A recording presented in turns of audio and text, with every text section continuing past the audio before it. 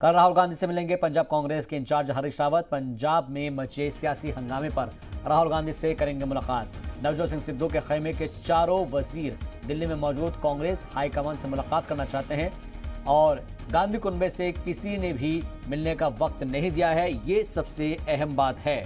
कल राहुल गांधी से मिलेंगे पंजाब कांग्रेस के इंचार्ज हरीश रावत और पंजाब में मचे सियासी हंगामे पर राहुल गांधी से वो मुलाकात करेंगे। नवजोत सिंह सिद्धू के खेमे के चारों ही वजीर दिल्ली में मौजूद हैं और कांग्रेस हाईकमान से मुलाकात करना चाहते हैं चारों ही बागी वजीर। फिलहाल गांधी कुनबे से किसी ने भी उनको मिलने का वक्त नहीं दिया है।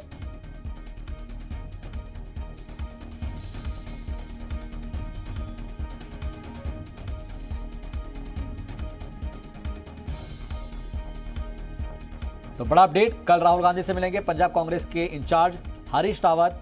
पंजाब में बचे सियासी हंगामे पर राहुल गांधी से मुलाकात करेंगे। नवजोत सिंह सिद्धू के खेमे के चारों ही वजीर दिल्ली में मौजूद हैं और कांग्रेस हाईकमान से मुलाकात करना चाहते हैं ये चारों ही बागी वजीर।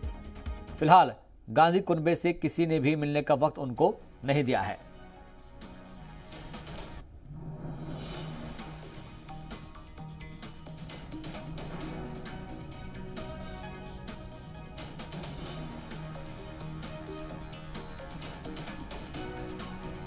पंजाब कांग्रेस का जो बहरान है वो गहराता जा रहा है।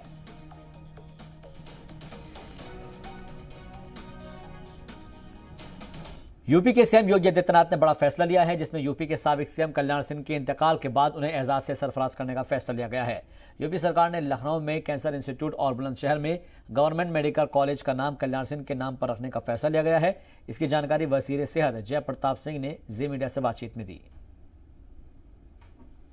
सीएम योगी आदित्यनाथ ने पूर्व सीएम कल्याण सिंह के निधन के बाद लखनऊ का कैंसर इंस्टीट्यूट और बुलंदशहर का गवर्नमेंट मेडिकल कॉलेज उनके नाम पर करने की घोषणा कर दी है। हमारे साथ यूपी सरकार के स्वास्थ्य मंत्री जय प्रताप जी, उनसे बात करते हैं। सर, दो जो मेडिकल संस्थान है उनका नाम जो है अब पूर्व मुख्यमंत्री कल्याण सिंह जी के नाम पर होगा। जी बिल्कुल ठीक है। मुझे लगता है कि हम भारतीय जनता पार्टी में कोई भी कार्य पूरा हो जाता है तो अगर हमको आवश्यकता समझ में आता है तो हमारे जो पार्टी के महान नायक और आदर्श जिनको हम मानते हैं कल्याण सिंह जी, जिन्होंने राम मंदिर वाले विषय पर काफ़ी अपना योगदान भी दिया था और उन्हीं की भूमिका थी कि आज जाके वहाँ पर राम मंदिर बन भी रहा है। इसलिए उनके नाम पर हमने कैंसर इंस्टीट्यूट को भी रखा है, वो अच्छी बात है। दूसरी बात जो कह रहे हैं कि उन्होंने बनाया तो उन्होंने कोई अपने पैसे से तो बनाया नहीं, सरकारी एजेंडा में था, सरकारी पैसे से वो बना और उसको कंप्लीट हम लोग ने कराया क्योंकि वो अधूरा भी पड़ा हुआ था। बहुत से काम उनके शुरू तो उनने किया था मगर उनको समाप्त करने में उसको पूर्ण करने में हम लोग का पूरा भूमिका रहा और उसको हम लोग ने पूर्ण भी किया गया।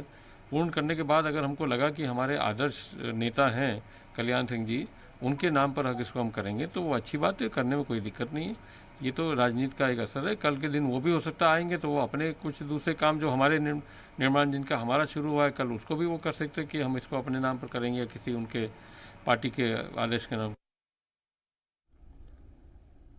यूपी के डिप्टी सीएम दिनेश शर्मा ने साबिक सीएम कल्याण सिंह की आखिरी रस्मात में न जाने पर एसपी और कांग्रेस के लोगों पर तंज कसा है। उन्होंने कहा है कि अपोजिशन को सियासत से ऊपर उठकर खराज अकीदत पेश करना चाहिए था।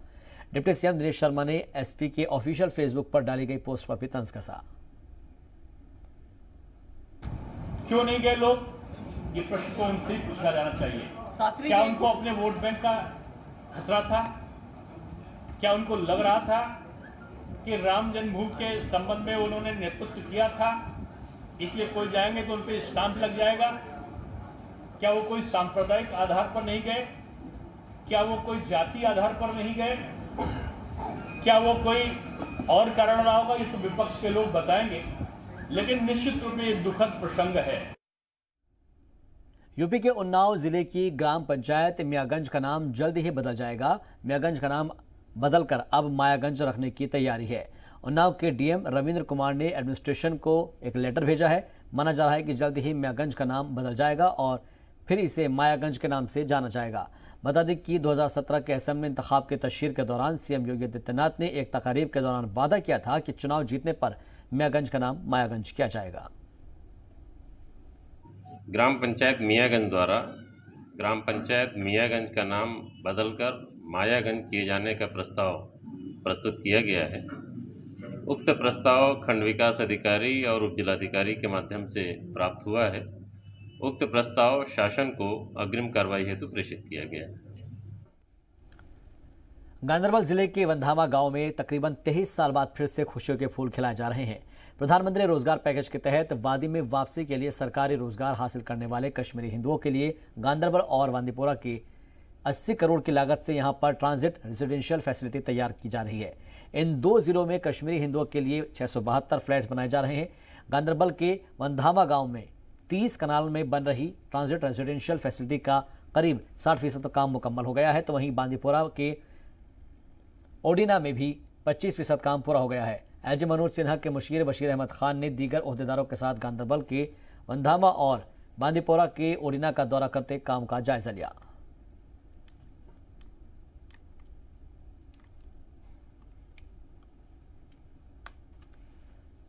उधर जम्मू में बीजेपी की जानिब से एक मेंबरशिप प्रोग्राम का एहतमाम किया गया, जिसमें नए लोगों को पार्टी की मेंबरशिप दी गई है। इस प्रोग्राम में बीजेपी के जनरल सेक्रेटरी तरुण चुग ने शिरकत की। सहाफियों से बात करते हुए तरुण चुग ने पीडीपी और नेशनल कॉन्फ्रेंस पर निशाना साधा। उन्होंने महबूबा मुफ्ती के तालिबान वाले बयान की सख्त अल्फाज में मजम्मत की और कहा कि महबूबा बाहरी ताकतों की मदद से जम्मू कश्मीर से आर्टिकल 370 का हटाने का ख्वाब देख रही है, जो कभी 7 दशक तक 2 परिवारों ने जम्मू कश्मीर के विकास को ग्रहण लगा के रखा। आज जम्मू कश्मीर की जनता उनसे पूछती है हिसाब दो, भ्रष्टाचार का हिसाब दो।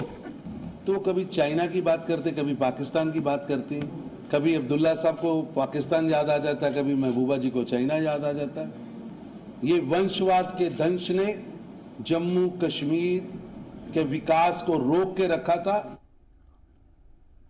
30 रुकनी पार्लियामेंट्री कमेटी के साथ जम्मू कश्मीर और लद्दाख के दौरे पर पहुंचे बीजेपी लीडर और एमपी जगदम्बिका पाल ने लोकसभा स्पीकर के लेह दौरे पर खुशी का इजहार किया। उन्होंने कहा कि आर्टिकल 370 हटने के बाद हर शोबे में तरक्की हुई है और जमहूरियत की जड़ें और ज्यादा मजबूत हुई हैं। हर सिमत में काम हो रहा है। आज यूनियन टेरिटरी बनी है, यह 70 वर्षों की मांग थी, जिसको नरेंद्र मोदी जी की सरकार ने पूरा किया। कल यहाँ पे चीफ इलेक्टेड के स्पीकर श्री ओम बिरला जी आए हैं। कल वो लेह में सरपंचों का चुनाव हुआ, पिछले दिनों ब्लॉक लेवल का चुनाव हुआ, उनको कैसे और एम्पावर्ड किया जाए, सशक्तिकरण किया जाए। तो कल श्री ओम बिरला जी उनको संबोधित करेंगे, कुछ मिनिस्टर्स उनके साथ। फिर 31 तारीख को union territory of Jammu Kashmir, वहाँ भी इसी तरह से इलेक्टेड, चाहे वो सरपंच हों, ब्लॉक पे हों या डीडीसी हों, जैसे जिला परिषद होता है, उन सबको मतलब एम्पावर्ड इन रूरल डेवलपमेंट में उनकी क्या भूमिका हो, कैसे सशक्तिकरण। तो आप देखिए कितना फोकस है। और एक बड़ी बात बता दूं कि यूनियन टेरिटरी ऑफ लद्दाख में और Jammu union of territory Jammu Kashmir में पिछले 10 सालों में इतना टूरिस्ट नहीं आया। आज सभी होटल फुल चल रहे हैं। फिलहाल एक ब्रेक कुछ पार कुछ और खबरें। अफगानिस्तान के हालात पर ऑल पार्टी मीटिंग होने के बाद असदुद्दीन ओवैसी का बड़ा बयान सामने आया है। उन्होंने कहा है कि हम हुकूमत की बातों से मुतमईन नहीं है, हुकूमत ने कुछ भी साफ नहीं किया है। जी मीडिया नुमाइंदे शुएब रज़ा ने असदुद्दीन ओवैसी से बात की। आज कुल जमाती मीटिंग हुई पार्लियामेंट में, यानी all party meeting. Asaduddin Owaisi साहब हमारे साथ मौजूद हैं। सर, किस तरह के पॉइंट्स उठे और कितना मुतमईन आप इस मीटिंग से नजर आते हैं? नहीं, मीटिंग तो हुई जिसका हम भी हुकूमत से इस बात का मुतालबा कर रहे थे कि बताया जाए कि हुकूमत की पॉलिसी क्या है, हुकूमत क्या करना चाह रही है, क्या करना चाहती है।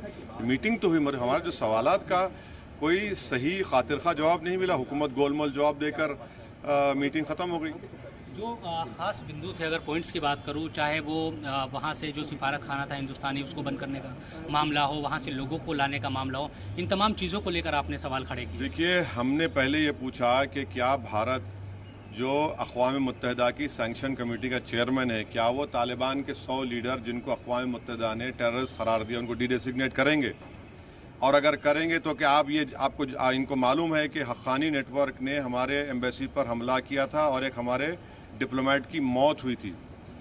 और अगर नहीं करते तो क्या आप तालिबान को UAPA के टेररिस्ट लिस्ट में डालेंगे?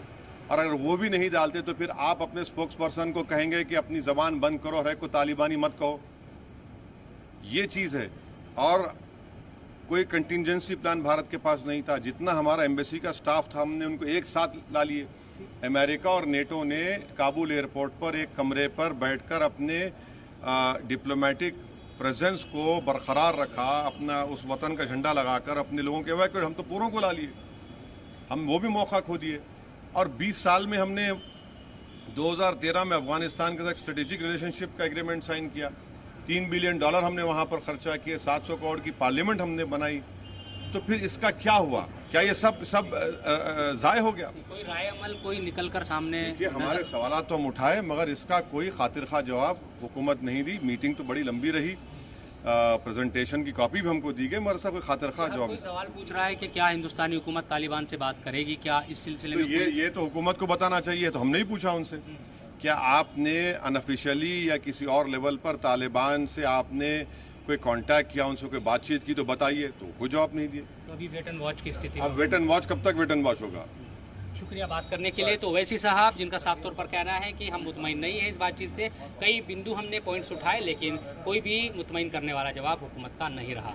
कैमरामैन सदाशिव के साथ जी मीडिया के लिए दिल्ली से मैं शुएब रजा। मुल्क में अभी भी बड़ी तादाद में जानलेवा कोरोना वायरस के नए मामले सामने आ रहे हैं और गुज़िश्ता 24 घंटे की बात की जाए तो कोरोना के 46,164 नए मामले सामने आ चुके हैं। 607 लोगों की मौत हुई है। वजारत सेहत की जानिब से ताज़ा आदाद-ओ-शुमार के मुताबिक मुल्क में पिछले 24 घंटे में 34,159 लोग ठीक हुए हैं, जिसके बाद ठीक होने वाले लोगों की तादाद बढ़कर अब 3,17,88,440 हो गई है। एक्टिव केस बढ़कर 3,33,725 हो गए हैं। आदाद-ओ-शुमार के मुताबिक मुल्क में कोरोना से अब तक 3,25,58,530 केस इसके कम सामने आ चुके हैं और अब तक 4,36,365 लोगों की मौत हो चुकी है।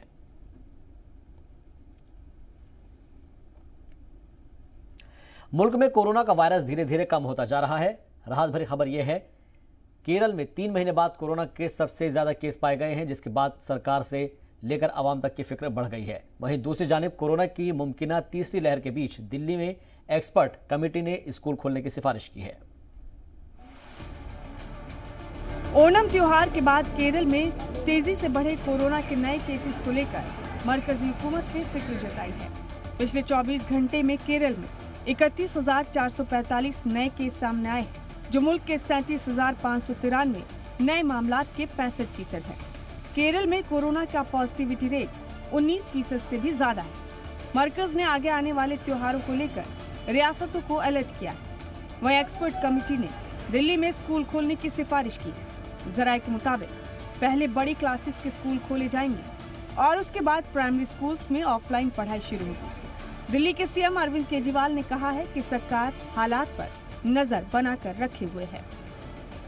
तो अभी भी सिचुएशन के ऊपर नजर रखे हुए हैं, बिकॉज बच्चों के साथ किसी भी तरह का हम लोग वो नहीं लेना चाहते। हम भी जल्दी से जल्दी स्कूल खोलना चाहते हैं। Bureau report, Zee media. सरपरस्त corona बहरान में बच्चों की वैक्सीन को लेकर काफी परेशान थे। कोरोना की तीसरी लहर के खिलाफ मुल्क को और मजबूत करने के लिए अब बच्चों की भी वैक्सीन आ गई है। अक्टूबर के पहले हफ्ते से ही बच्चों की वैक्सीनेशन को लेकर स्कीम भी तैयार की जा रही है। ये रिपोर्ट देखिए।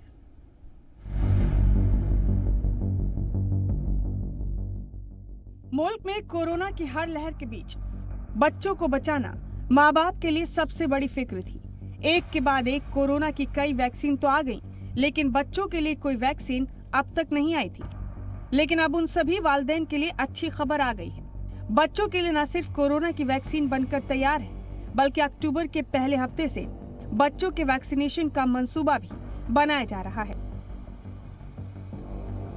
जायडस कैडिला की जाइकोव डी वैक्सीन को वैलिडिटी मिल चुकी है और कोविड वर्किंग ग्रुप के चेयरमैन डॉक्टर एन के अरोरा ने जी मीडिया से खास बातचीत में बताया कि पहले मरहले में तशवीशनाक बीमारियों से मुतासिर बच्चों को ही वैक्सीन दी जाएगी। कैडिला जाइडस की जाइकोवी डी को रेगुलेटर ने मंजूरी दे दी है आम इस्तेमाल के लिए वयस्कों में और साथ ही साथ 12 से 17 साल के किशोरों के लिए। मुल्क में 12 से 17 साल की उम्र के 12 करोड़ बच्चे हैं और अंदाजा है कि सेहतमंद बच्चों की वैक्सीनेशन का नंबर अगले साल फरवरी तक आ सकता है। कोरोना की तीसरी लहर में अंदेशा जताया जा रहा था कि इससे सबसे ज्यादा खतरा बच्चों को होगा। ऐसे में वैक्सीन के आने से वालिदैन के सर से एक बड़ी फिक्र भी कम हो गई है। हालांकि अब धीरे धीरे कई रिपोर्ट्स भी सामने आ रही हैं, जिनमें तीसरी लहर में बच्चों पर कोई खतरा नहीं होने का दावा किया जा रहा है। दोनों अनुमान अगस्त के महीने में जो हम देख रहे हैं वो सही नहीं साबित हुए। न सारे लॉकडाउन हटे हैं अगस्त, हालांकि खुल गए हैं कुछ हद तक, लेकिन पूर्णतया नहीं हटे हैं और कोई नया वेरिएंट भी नहीं दिख रहा है अभी। तो इसलिए हम पुनः आकलन कर रहे हैं और अब हम अनुमान को 1 महीने आगे बढ़ा रहे हैं। अक्टूबर के बजाय नवंबर में अब अधिकतम स्तर तक पहुंचने की संभावना है। यदि कोई नया म्यूटेंट नहीं आता है तो अधिकतम स्तर कोई बहुत बड़ा नहीं होगा।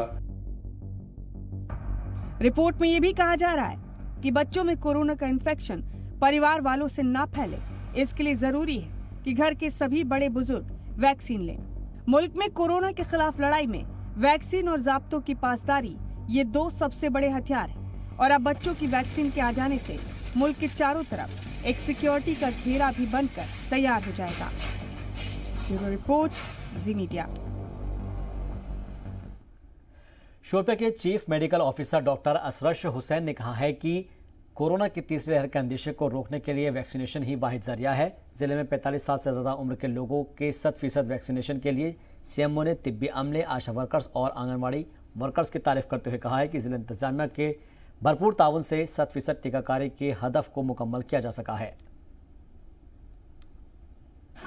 पहले भी हमारे लोगों ने जो 45 के ऊपर से जो उम्र थी उसमें बढ़ चढ़ कर हिस्सा लिया, जिसका नतीजा ये हुआ कि शुगर में कम कोविड केसेस हुए और अमवात भी बहुत कम हुई। इसलिए मैं लोगों से इल्तिमास करता हूँ कि हमारा ड्राइव चल रहा है 18 से 45 ईयर्स तक, उसमें बढ़ चढ़ कर हिस्सा। अफवाहों पर कान न दें, अफवाहें तो होती रहती हैं। अभी थर्ड वेव की चांसेस बहुत ज़्यादा हैं इस वक्त। अगर हम एहतियात नहीं करेंगे कि थर्ड वेव आने के बहुत चांसेस हैं। काबुल एयरपोर्ट पर एक के बाद एक 2 बड़े धमाके हुए हैं। पहला धमाका काबुल एयरपोर्ट पर हुआ है और दूसरा धमाका ब्रॉन होटल के पास हुआ है और इन धमाकों में 13 से ज्यादा लोगों के मारे जाने की खबर है, जबकि 3 दर्जन से ज्यादा अफराद जख्मी बताए जा रहे हैं। रिपोर्ट्स के मुताबिक हमले की जिम्मेदारी ISIS ने ली है। जख्मी लोगों में कई अमेरिकी ओहदेदारों के शामिल होने की भी खबर है। इस हमले में मरने वालों की तादाद में इजाफा हो सकता है। मरने वालों में बच्चे और ख्वातीन भी शामिल है। धमाके के बाद एयरपोर्ट पर अफरा तफरी का माहौल है।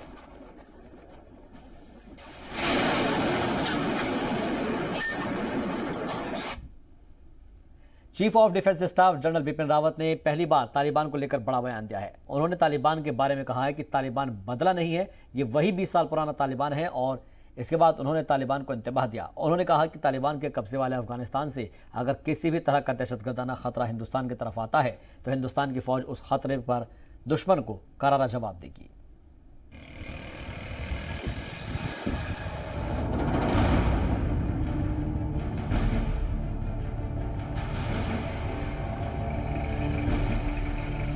मैं आपको भरोसा दिलाता हूं, हम लड़ाई के लिए तैयार हैं।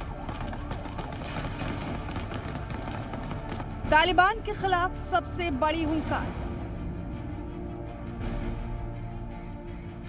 All actions by the terrorist activities. Taliban को पहली बार जनरल की ललकार। Nation is committed to ensure that we have a terrorist-free environment in this region. सुनो तालिबान, करारा जवाब देगा हिंदुस्तान। तालिबान के खिलाफ पहली बार अपने मुल्क से सबसे बड़ी ललकार सुनाई दी। Chief of defence staff general Bipin Rawat का ये बड़ा बयान, आज कान खोलकर सुन ले Taliban. So as far as Afghanistan is concerned, we will make sure that any activity which is likely to flow out of Afghanistan and then find its way into India will be dealt with in the manner in which we are dealing with terrorism in our country. And I think if any other support can be forthcoming from the Quad nations in at least identifying the terrorists and getting some intelligence input to fight this global war on terrorism, I think that would be welcome. General Bipin Rawat के बयान का एक एक लफ्ज सही। ये दहशत के खिलाफ भारत का अहद है, जिसकी धमक पाकिस्तान कई बार सुन चुका है।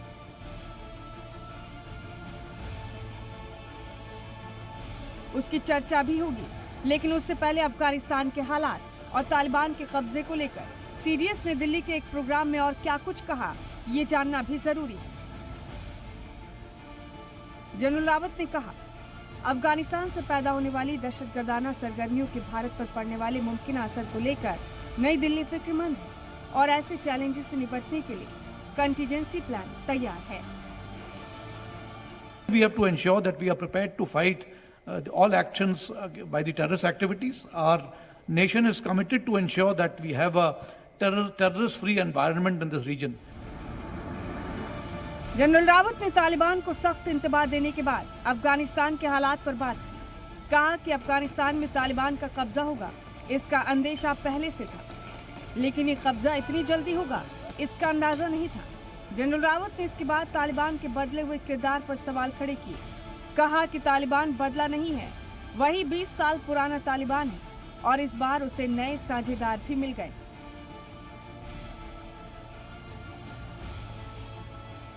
But it is pretty much the same. It is the same Taliban that was there 20 years ago. Reports from the expats who have come from there are all telling us the kind of activity that Taliban is into. All that has happened is that the partners have now changed. It's the same Taliban with different partners. CDS general Rawat का ये बयान इसलिए अहम है क्योंकि जब से अफगानिस्तान पर तालिबान का कब्जा हुआ है, तब से पाकिस्तान की तरफ से कश्मीर को लेकर अनाप शनाप बयान आने शुरू हो गए हैं, जबकि तालिबान साफ कर चुका है कि अफगानिस्तान की जमीन का इस्तेमाल किसी दूसरे मुल्क के खिलाफ नहीं किया जाएगा। तालिबान हमें कहते हैं हम आपके साथ हैं और इंशाल्लाह वो आके हमारे साथ कश्मीर फतह करके देंगे। लेकिन भारत कैसे भूल सकता है कि तालिबान कंधार कांड में पार्टनर रहा है और इसीलिए उसके किसी भी वादे पर हिंदुस्तान को भरोसा नहीं। इसीलिए जनरल रावत ने तालिबान को इंतबाह दिया, तालिबान को समझा दिया कि पाकिस्तान के साथ मिलकर कोई भी साजिश रची, जैश और लश्कर के साथ मिलकर एलओसी पार करने की कोशिश की तो अंजाम बुरा होगा।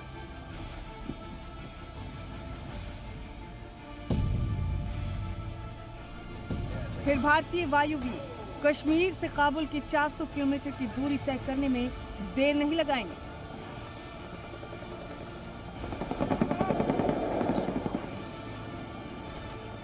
काबुल में घुसेंगे और तालिबान को घर में घुसकर मारेंगे। आतंक के आकाओं को अब स्पष्ट हो गया है कि नया हिंदुस्तान अब घर में घुसकर मारता है। Bureau report, C media.